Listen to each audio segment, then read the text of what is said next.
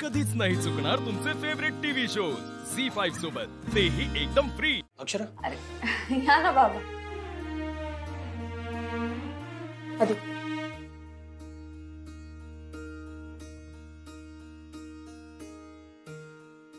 हे घे. सगळी तयारी झाली आहे. फ्लाईटचं बुकिंग झालंय, तिकीट आलंय आणि तिकडचं हॉटेलचं बुकिंग वगैरे सगळं झालंय. डिटेल्स याच्यामध्ये आहेत. बाबा आता तरी सांगा ना, आम्ही कुठे जाणार आहोत? स्वतः बघ ना, त्याच्यात आहे सगळं.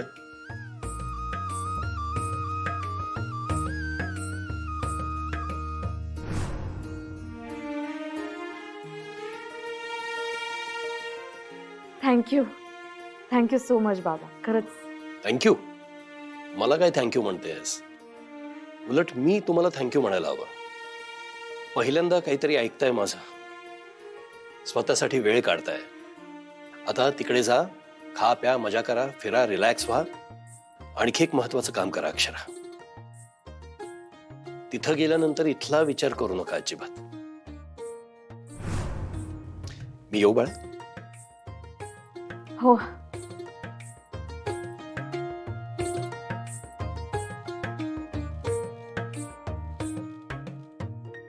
बघा ना, काय कमाल प्लॅनिंग केलं ना बाबांनी. एकदम परफेक्ट, डायरेक्ट डिटेल्स आपल्या हातात दिले. कमाल आहे बाबांची खरंच. ढेकळ त्याच्यात काय डोसकं लागते.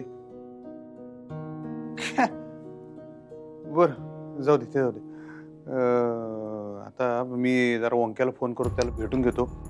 फॅक्टरीला कामांचं नियोजन लावायला लागेल. परत मी नाही पुढं. हो ठीक आहे. आणि मला जाता जाता जरा शाळेत पण सोडा. फुलपगारे सरांशी रजेबद्दल बोलायचंय. आपल्या पॅकिंगही करावं लागेल, मार्केटमध्ये जायचंय, सगळीच कामं करू. माझ्या संग चला. ताई बघितलंस तू? अगं मोठ्या मालकांनी त्यांचं बुकिंग बिकिंग समद करून दिलंय आणि ते कुठल्या हॉटेलात राहणार आहेत त्याचं बी समद केलंय. आणि हा लांब जायचं म्हणून इमानाचं बी केलंय. अगं ताई, ती मास्तरीन बाई तर ते एखाद्या लहान पोराला लालीपॉप दिल्यावरती कसं हरकतंय पोरग, तसं हरकल्या. आधिपतींचं तर काय सांगावं. मास्तरीन बाई जे बी सांगत्या ते समजा ऐकायलेत. नुसतं आपल्या नंदीबाईला वाणी मान डोलवायलेत. ताई अजून एक धोका आहे बर का. काय? अगं म्हणजे तसं नाही, मला असं वाटायलंय का आधिपती आणि मोठे मालक यांच्यामध्ये का नाही हळूहळू पटायलंय. म्हणजे मला असं वाटतंय, हे मी सांगायला तुला. नाही तसलं काही होणार नाही. जर ते आमच्याशी चांगलं वागत नाही तर अधिपती काही त्यांच्याशी चांगलं वागणार नाही.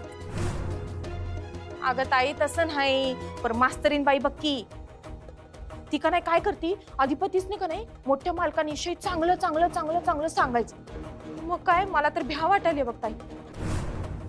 आणि हे जर असंच चालत राहिलं का नाही ताई, मला वाटतंय का अधिपतींच्या मनात का नाही वडिलांबद्दल प्रेम निर्माण होणार. ताई अगं काय तर कर ग. म्हणजे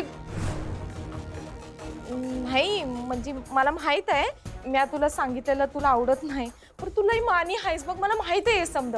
पण अगं काय करणार, मला तुला हे सांगायचंच होतं ना ताई. तू का नाही त्यांचं जाणं कॅन्सल होईल असं काहीतरी कर बघ.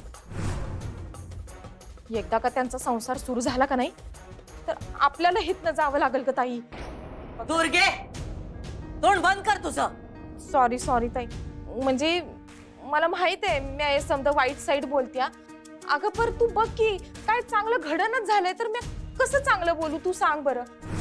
ताई अगं हे आजूबाजूला काय चाललंय हे बघून का नाही माझा जीव घाबरा घुबरा होतोय का. ताई अगं त्यांचं पारड जड झालंय. हे बघ, त्यांचं पारडं किती बी जड होऊ दे, एकटी भुवनेश्वरी त्यांना पुरून उरल. आणि आपलं पारडं कसं जड करायचं ते आम्हाला बरोबर माहित आहे. तुझं काम करून झालंय, आता आम्हाला आमचं काम करू दे. म्हणजे ताई तू काय करणार आहेस? निघ. वय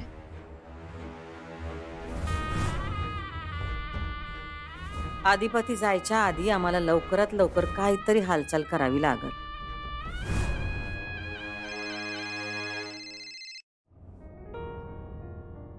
बरं झालं अक्षरा तू आलीस. मी फोन करणारच होतो तुला.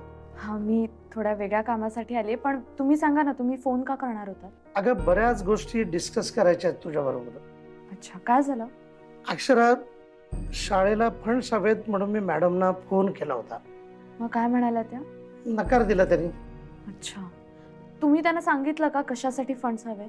काय ना, त्याने एकदम स्पष्ट नकारच दिल्यावर मी काय बोलणार. म्हणजे खरंच सांगतो की मला काय पुढे बोलताच आलं नाही. ठीक आहे, तुम्ही मला सांगा कशासाठी फंड्स हवेत ते. काय अक्षरा, आता शाळेत नवीन ऍडमिशन सुरू झालेले आहेत आणि सगळ्याच मुलांना काय फी भरणं परवडत आहे असं नाही. आणि आपल्या शाळेचं तत्व काय, आपण मेरिट बघून ऍडमिशन देतो, आर्थिक स्थिती बघून नाही. हा, आता हे आहे की अधिपतीमुळे अगोदरच अनेक मुलांचं मोफत शिक्षण होतंय, पण तरीही जी नवीन मुलं आलेली आहेत ना, त्यांच्यापैकी काही जणांना देखील फी माफी करता आली तर बरं होणार आहे. काय ना, मुलं हुशार आहेत, खरंच हुशार आहेत. आणि केवळ आई वडिलांना फी भरता येत नाही म्हणून मुलांचं शिक्षण बंद व्हावं हे योग्य वाटत नाही ना अक्षरा. नाही, बरोबर आहे तुमचं सर. आणखी काही प्रॉब्लेम्स आहेत का? आणखी म्हणजे अजून मेंटेनन्सचा खर्च आहेच, अजून काही इक्विपमेंट लॅबसाठी घ्यायचे. आणि या मुलांच्या बाबतीत बोलायचं झालं तर फीची गोष्ट सोड, साधी वह्या पुस्तकं घ्यायची देखील त्यांची ऐपत नाही. ठीक आहे सर, तुम्ही एक काम करा, ह्या सगळ्या मुलांची नावं मला पाठवा आणि अजून काही इक्विपमेंट हवं असेल, मेंटेनन्सची जी कामं आहेत त्या सगळ्या कामांची सुद्धा एक यादी करा आणि मला पाठवा. अगं पण तू काय करणार आहेस? मॅडमने एकदा स्पष्ट नकार दिलेला आहे. मी अधिपतींशी बोलते ना सर, मला खात्री आहे ते काहीतरी मार्ग काढतीलच. मी तुम्हाला शब्द देते सर, पैशाअभावी कुठल्याही मुलाचं शिक्षण बंद होणार नाही. थँक्यू ना, खरं सांगतो तुला, म्हणजे अक्षरा मला या गोष्टीचा खरंच खूप ताण आलेला होता. हो सर, थँक्यू काय म्हणताय तुम्ही? आपलीच शाळा आहे, आपल्याच शाळेसाठी करते ना मी. सॉरी, म्हणजे मी आपलं माझंच सगळं सांगत राहिलोय. तू कशासाठी आली होतीस? हा, ऍक्च्युली रजेचा अर्ज आहे सर. रजेचा अर्ज? हा, मला 4-5 दिवस रजा हवी आहे सर, मी लगेच परत येईन. कुठे बाहेर निघाल्यात की काय? हो, मी आणि अधिपती फिरायला चाललोय 4-5 दिवस. अरे वा, हॅपी जर्नी. थँक्यू. आणि अक्षरा, मी काय म्हणतो, पण ते कामाचंही जरा लक्षात ठेवा. मला हे समजतंय, म्हणजे तुम्ही फिरायला निघालायत आणि मी आपलं माझ्याच कामाचं गाडं पुढे पुढे रेटतोय, पण काय करणार ना की शाळा सुरू झाली आणि गरज आहे ना, शेवटी मुख्याध्यापक म्हणून माझी जबाबदारी आहे ना. अहो सर, असं का बोलताय तुम्ही? तुमची सिच्युएशन अगदी व्यवस्थित समजू शकते मी, तुम्ही काही काळजी करू नका, मी बोलते अधिपतींशी. थँक्यू. खरं सांगतो, मला खूप ताण आला होता या गोष्टीचा.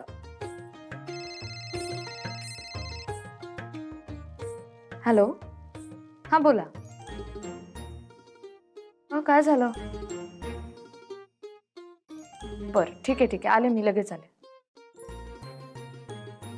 काय ग, काही प्रॉब्लेम? नाही नाही, मैत्रिणीचा फोन होता, बाहेर भेटायला बोलवलंय. आणि सर, तुम्ही प्लीज आता काळजी करू नका, अधिपतींशी मी बोलते, सगळं व्यवस्थित होईल. आता तू सांगितलंस म्हटल्यावरती माझं टेन्शनच गेलं. झी5 ॲप डाउनलोड करा आणि पहा सर्व एपिसोड्स एकदम फ्री.